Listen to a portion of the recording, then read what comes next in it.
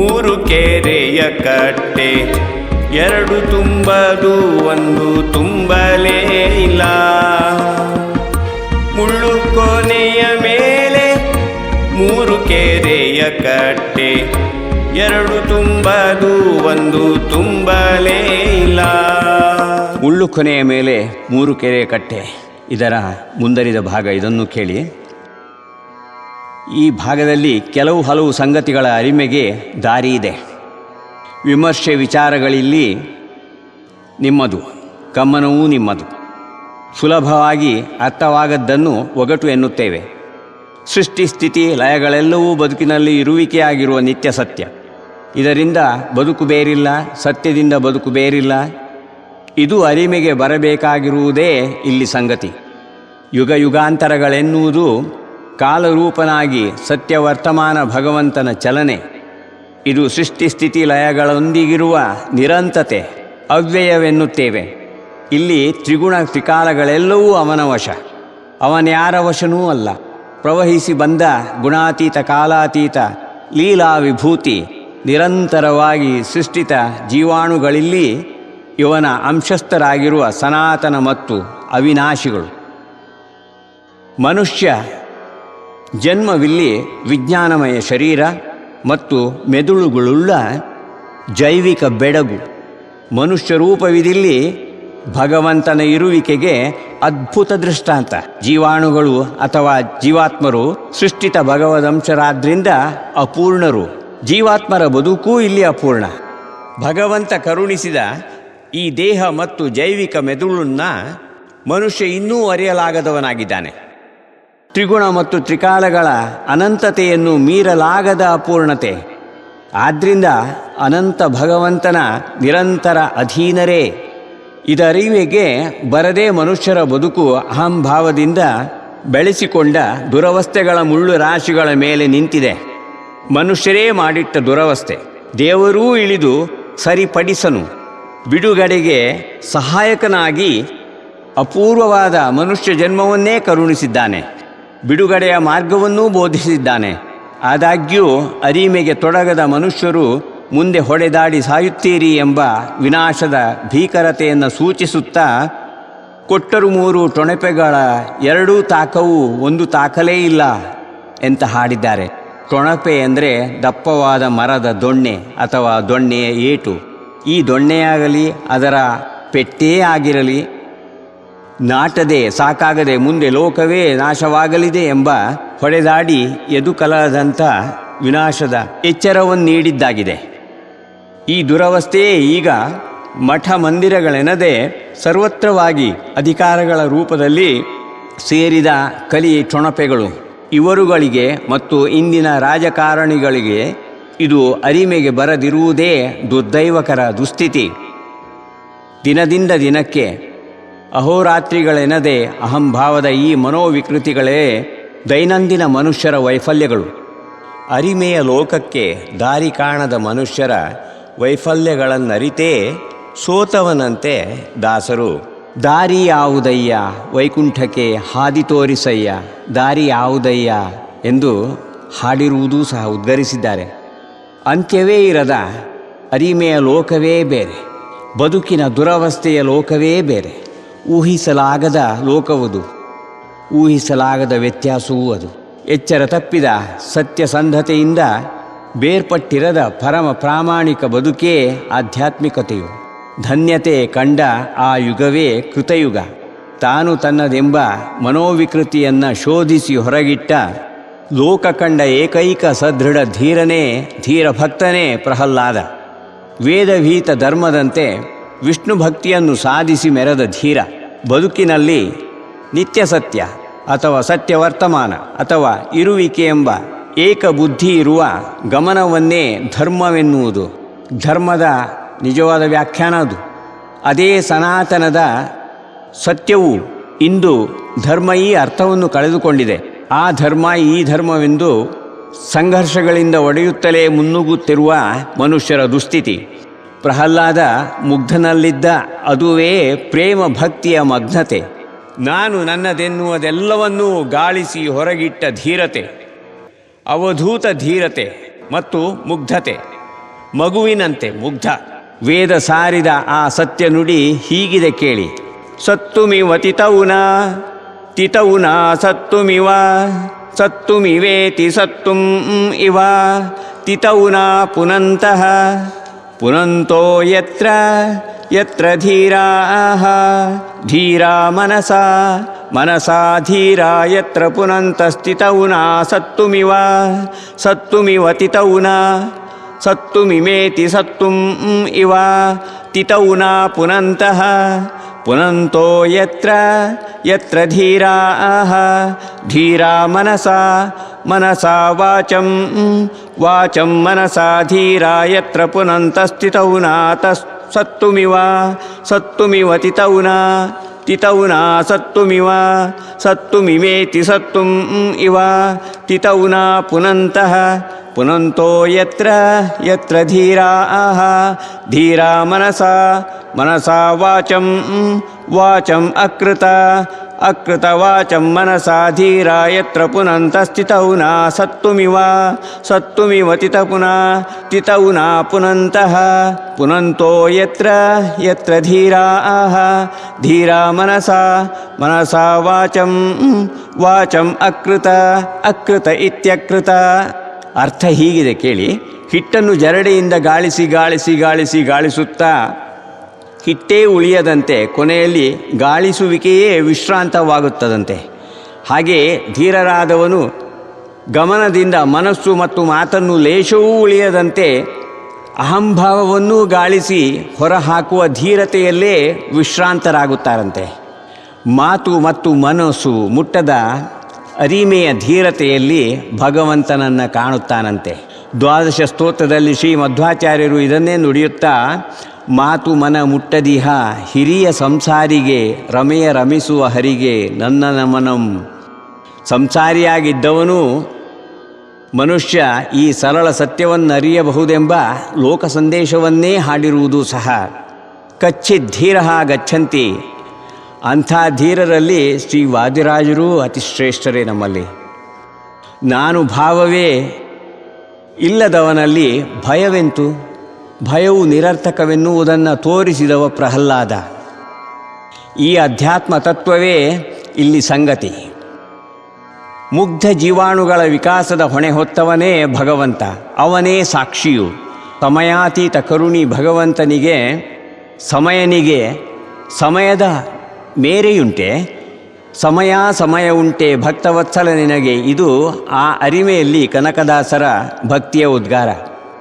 ಚತುರ್ಯುಗಗಳು ಸೃಷ್ಟೀಶನೊಂದಿಗೆ ಬಂದಂತಹ ಇತಿಹಾಸಗಳಿಂದ ಅಧ್ಯಾತ್ಮ ಪಾಠ ಕಲಿತು ಮುಕ್ತಿ ಪಡೆದವರು, ಮುಕ್ತಿ ಬಯಸಿ ದಾರಿ ಹಿಡಿದು ಸನ್ಮತಿ ಪಡೆದು ಭವದ ಬಿಡುಗಡೆ ಹೊಂದಿದವರು ಕೆಲವರಾದರೆ, ಬಹುಸಂಖ್ಯೆಯಲ್ಲಿ ತ್ರಿಗುಣ ಜೀವಾತ್ಮರು ಅಹಂಭಾವದಲ್ಲೇ ಕಲಿಯನ್ನು ತಲುಪಿದವರೇ ತಾಮಸಿಗ ಹಲವರು.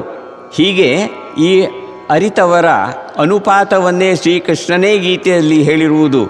ಮನುಷ್ಯಾಣಾಂ ಸಹಸ್ರೇಷು ಕಶ್ಚಿದ್ಯತತಿ ಸಿದ್ಧಯೇ ಯತತಾಮಪಿ ಸಿದ್ಧಾನಾಂ ಕಚ್ಚಿನ್ಮಾಂ ವೇತ್ತಿ ತತ್ವತಃ.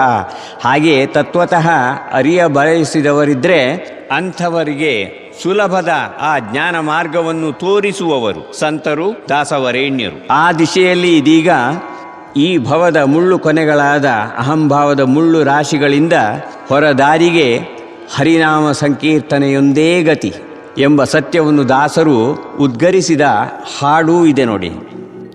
ಕಾಮಕ್ರೋಧವ ಬಿಡಬೇಕು, ಹರಿನಾಮ ಸಂಕೀರ್ತನೆಯನು ಪಾಡಬೇಕು. ಕಾಮಕ್ರೋಧವ ಬಿಡಬೇಕು, ಹರಿನಾಮ ಸಂಕೀರ್ತನೆಯನು ಪಾಡಬೇಕು. ಹೇಮದಾಸೆಯ ಬಿಡಬೇಕು, ಹರಿನಾಮವೇ ಗತಿಯೆಂದು ನೆರೆ ನಂಬಬೇಕು. ಹೇಮದಾಸೆಯ ಬಿಡಬೇಕು, ಹರಿನಾಮವೇ ಗತಿಯೆಂದು ನೆರೆ ನಂಬಬೇಕು. ಸುಮ್ಮನೆ ಬರುವುದೇ ಮುಕ್ತಿ. ಗುರುಧರ್ಮ ಭಿಕ್ಷವ ಬೇಡಿದವಗೆ ಸದ್ಭಕ್ತಿ, ಸುಮ್ಮನೆ ಬರುವುದೇ ಮುಕ್ತಿ. ವ್ಯಾಪಾರವರ್ಜಿಸಬೇಕು, ಜ್ಞಾನದೀಪದ ಕಾಂತಿಯೋಳು ಒಂದಾಗಬೇಕು. ಪಾಪರಹಿತನಾಗಬೇಕು, ನಮ್ಮ ಗೋಪಾಲ ವಿಠಲನ ನೆರೆ ನಂಬಬೇಕು. ಸುಮ್ಮನೆ ಬರುವುದೇ ಮುಕ್ತಿ. ಗುರುಧರ್ಮ ಭಿಕ್ಷವ ಬೇಡಿದವಗೆ ಸದ್ಭಕ್ತಿ, ಸುಮ್ಮನೆ ಸುಮ್ಮನೆ ಬರುವುದೇ ಮುಕ್ತಿ. ದ್ವೈತವೇ ಇರುವಿಕೆ ಎಂಬ ಆ ಸತ್ಯ ಎನ್ನುವುದಕ್ಕೆ ಜೀವಾತ್ಮ, ಜೀವಾಣು, ಪ್ರಹ್ಲಾದ ಮತ್ತು ಪರಮಾತ್ಮ ನರಸಿಂಹರ ಅವತಾರ ಇತಿಹಾಸವೇ ದ್ವೈತ ಸತ್ಯದ ಪ್ರಾತ್ಯಕ್ಷಿಕೆ. ಈ ಅರಿವಿನ ಪ್ರಜ್ಞೆ ಮತ್ತು ತುಂಬಿದ ಪ್ರೇಮ ಭಕ್ತಿಯ ಜೀವಾಣು ಪ್ರಹ್ಲಾದನಿಗೆ ನೋವಾಗಲಿ ಐಹಿಕ ಸುಖವನ್ನಾಗಲಿ ಗುರುತಿಸಬಲ್ಲ ಅಹಂಭಾವದ ವಿಕಲ್ಪವಿದ್ದಿತೆ. ಸುಖ ದುಃಖಗಳ ದ್ವಂದ್ವದ ಇರುವಿಕೆಯೇ ಇದ್ದಿರುವ ಸೃಷ್ಟಿಯ ಸತ್ಯ ದ್ವೈತವೆಂಬ ಪರಮ ಅರಿಮೆ, ಭಕ್ತಿಯ ಸ್ಥಿತಿ. ಅದೇ ಮುಗ್ಧತೆ ಮತ್ತು ಮುಗ್ಧತೆಯ ನೈಜತೆ. ಇದು ಜೀವಾತ್ಮರ ನೈಜ ಸ್ವರೂಪ. ನಾನುವೇ ಇರದ ಅರಿಮೆ ಮಾತ್ರದ ನಿದ್ರಾ ಸುಖದ ಅನುಭವ. ಅನುಸರಿಸಿಯೋ ಅನುಕರಿಸಿಯೋ ಅರಿಯುವ ನೈಜತೆಯಲ್ಲ ಇದು. ಹಾಗೇ ವಿಡಂಬಡಿಸುವಂತಿಲ್ಲ, ಹೋಲಿಸುವಂತಿಲ್ಲ, ಅಣಕಿಸುವಂತಿಲ್ಲ, ಅಥವಾ ಅನುಕರಣೆಯಿಂದ ನಾನರಿತಿದ್ದೇನೆ, ಅರಿಮೆಗೆ ಅಧಿಕಾರಿಯೇ ನಾನು ಎನ್ನುವಂತಿಲ್ಲ. ಅರಿಮೆಯನ್ನು ಲೋಕದಲ್ಲಿ ನಿವೇದನೆಗಾಗಿ ಹಾಗೇ ಭಾಷಾಂತರಿಸಬಹುದೇ ಹೊರತು ಜೀವಾತ್ಮನು ಎಂದೆಂದೂ ಪರಮಾತ್ಮನ ಅಧೀನನಾಗಿಯೇ ಇರುವವನೆಂಬ ಅರಿಮೆಯದಷ್ಟೆ. ಅಪೂರ್ಣ ಜೀವಾತ್ಮ ಜೀವಾಣು ಒಂದಕ್ಕೆ ದೇಹ ಬಿದ್ದು ಹೋದ ಮೇಲೂ ಭಗವಂತ ಗುಣರಾಶಿಯ ಅನಂತತೆಯ ಅರಿಮೆಯನ್ನು ಭಗವಂತನೇ ಕರುಣಿಸುವವನೆಂಬ ಪೂರ್ಣ ಅರಿಮೆ, ನಾನು ರಹಿತ ಅರಿಮೆಯ ಆನಂದ ಸುಖದಲ್ಲಿರುವಿಕೆ. ಆ ಪೂರ್ಣತೆಯನ್ನರಿತವರು ಯಾರೂ ಇರರು. ಹೀಗೆ ಸತ್ಯಯುಗವು ಪರಮ ಸಾತ್ವಿಕತೆ, ಭಕ್ತಿ, ಜ್ಞಾನ ಮತ್ತು ವೈರಾಗ್ಯಗಳಿಂದ ಜೀವಾತ್ಮ ಪರಮಾತ್ಮ ದ್ವೈತ ಪ್ರತ್ಯಕ್ಷ ಇರುವಿಕೆ ಸತ್ಯವನ್ನೆತ್ತಿದ್ದ ಕಾಲ. ಸಾತ್ವಿಕ ಸಾಧಕರಿಗೆ, ಆರಾಧಕರಿಗೆ ಆಧ್ಯಾತ್ಮಿಕ ಮುನ್ನಡೆಗೆ ಪರಮ ಭಕ್ತಿಯೊಂದೇ ಎಂಬ ಅರಿವಿನ ಕಾಲ. ನಿಜ ಭಕ್ತಿ ಯೋಗನಿಷ್ಠನಿಗೆ ಕೈವಲ್ಯವೂ ರುಚಿಸದು. ಇನ್ನು ಯೋಗ ಸಿದ್ಧಿ, ಪದವಿ, ಐಹಿಕ ಸುಖಗಳೇ ಇರಲಿ, ಯಾವುದೂ ರುಚಿಸದೇ ಇರುವಂಥದ್ದು ಅದು ಭಕ್ತಿ. ಅಂಥವರನ್ನು ಭಗವಂತ ತಾನೇ ಅತಿ ಪ್ರಿಯಕರನಾಗಿ ಅನುಸರಿಸುವನು. ಇದೇ ಜ್ಞಾನ ಭಕ್ತಿ ವೈರಾಗ್ಯ ಸಂಪನ್ನತೆಯೂ. ಅಂದು ಆ ಮಹಾನ್ ಗುರಿಯನ್ನು ಮುಟ್ಟಿದವನೇ ಸುಭಕ್ತ ಪ್ರಹ್ಲಾದ. ದ್ವೈತ ಇರುವಿಕೆಯ ಸಹಜ ಅರಿಮೆಯಲ್ಲಿದ್ದವನು. ತದ್ವಿರುದ್ಧವಾಗಿ ತಂದೆ ಹಿರಣ್ಯಕ ಅಷ್ಟೇ ದುರುಳನೂ ಸಹ. ಈ ಇತಿಹಾಸವು ತ್ರಿಗುಣ ಜೀವಾತ್ಮರಿಗೆ ಸುಭಕ್ತಿ ಮತ್ತು ಸುಜ್ಞಾನದ ಅರಿಮೆ ಮತ್ತು ಅಜ್ಞಾನ ಪರಾಕಾಷ್ಠೆಯ ಅರಿಮೆಗೂ ಸಕಾಲವಿದೀಗ. ಬದುಕಿನಲ್ಲಿ ಭಯ ಮತ್ತು ಅಧ್ಯಾತ್ಮ ಸಾಧನೆಗಳ ಹಿಮ್ಮೆಟ್ಟುವಿಕೆಗೆ ಕಾರಣವೇ ಮನುಷ್ಯರ ಅತಂತ್ರ ಅಹಂಭಾವ. ಈ ಅತಂತ್ರ ಅಸ್ತಿತ್ವವೇ ಅಜ್ಞಾನ. ಪ್ರೇಮ, ಭಕ್ತಿ ಮತ್ತು ಅಭಯಗಳೇ ನೈಜ ಇರುವಿಕೆಯ ಅರಿಮೆಯೇ ಸುಜ್ಞಾನವೂ ಅಧ್ಯಾತ್ಮದ ಅರಿವು. ಹೀಗೆ ಇತಿಹಾಸವೇ ಅಪೂರ್ಣ ಮನುಷ್ಯ ಜೀವಾತ್ಮರ ಶೈಕ್ಷಣಿಕ ಪ್ರವಾಸ. ಸತ್ಯ ಶೋಧನೆಯಲ್ಲಿ ಮುನ್ನಡೆಗೆ ದಾರಿ ಸಿಗದೆ ತಿರುಗುತ್ತಾ ಸತ್ಯವನ್ನರಸುತ್ತಾ ನಾವು ಬಳಲುತ್ತಿದ್ದೇವೆ. ಬಿಡುಗಡೆಯ ದಾರಿ ಕಾಣದೆ ವಿಭಿನ್ನ ಜೀವಾತ್ಮರು ನಾವು ವಿಭಿನ್ನ ರೀತಿಯಲ್ಲಿ ಜ್ಞಾನಭ್ರಷ್ಟತೆಯ ಕೊರಕಲುಗಳ ಒಳಗೇ ಸಿಕ್ಕಿ ಬೀಳುತ್ತಿರುತ್ತೇವೆ. ಸ್ವಾರ್ಥವೆಂಬ ಕಾಲಮಲ ಪ್ರಪಾತ, ಕಾಲಕಲಿ ಮಾನಸಿಕೆಯಾಗುವಿಕೆಯೇ ಸ್ವಾರ್ಥ. ಬಳಲುತ್ತ ತಿರುಗಿದೆ ಹಾದಿಯ ಕಾಣದೆ, ಹೊಳೆವಂಥ ದಾರಿಯ ತೋರೋ ನಾರಾಯಣ. ದಾರಿ ಯಾವುದಯ್ಯ ನಾರಾಯಣ, ಓ ಜ್ಞಾನರಾಶಿಯೇ ಎಂಬುದು ದಾಸರ ಅದೇ ಉದ್ಗಾರವು. ಪ್ರಸ್ತುತ ಹಾಡು ಹೊರದಾರಿಯ ಶೋಧನೆಯತ್ತ ಮನುಷ್ಯರೆಲ್ಲರನ್ನ ಒಗಟುಗಳಿಂದ ಎಚ್ಚರಿಸುತ್ತಿದೆ. ದಾಸರಡಗಿಸಿದ ಮೂರರ ನಂಟೊಂದು ಇಲ್ಲಿ ಕೊನೆಯ ಚರಣ. ಅದೇ ಮನೋಬುದ್ಧಿ ಅಹಂಕಾರದ ತ್ರೈಕತ್ವವೆಂಬ ಮನೋರಂಗ. ಬುದ್ಧಿ ಇಲ್ಲಿ ಜ್ಞಾನರಾಶಿ ನಾರಾಯಣನ ಸನ್ನಿಧಾನ. ಅದನ್ನರಿಯದೇ ಜೀವಾತ್ಮರು ಸತತವಾಗಿ ಅನಗತ್ಯ ಚಿಂತೆಗೊಳಗಾಗುತ್ತಿರುತ್ತಾರೆ. ದಾಸರದನ್ನೂ ಬೊಟ್ಟು ಮಾಡಿ ಹಾಡಿದ್ದಾರೆ. ಚಿಂತೆ ಏಕೆ ಮಾಡುತ್ತಿದ್ದೆ ಚಿನ್ಮಯನಿದ್ದಾನೆ, ಚಿಂತಾರತ್ನವೆಂಬ ಅನಂತನಿದ್ದಾನೆ. ಚಿಂತೆ ಏಕೆ ಮಾಡುತ್ತಿದ್ದೆ ಚಿನ್ಮಯನಿದ್ದಾನೆ ಎಂದಿದ್ದಾರೆ. ಹಾಗೆ ಒಳಗಣ್ಣಿನಿಂದಲೇ ನೋಡಬೇಕಾದ ಹರಿಯನ್ನು ಹೀಗೂ ಹಾಡಿದ್ದಾರೆ. ಅಂಡಜದೊಳಾಡುತ್ತಾನೆ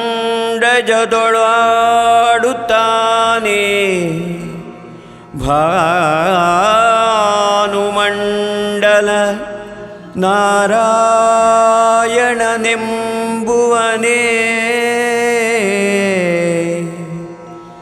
ಕುಂಡಲಿ ತುದಿಯೊಳಿದ್ದಾನೆ,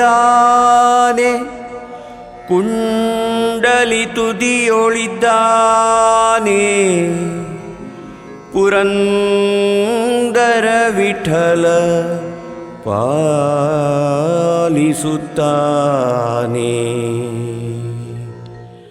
ಪಾಲಿಸುತ್ತಾನೆ.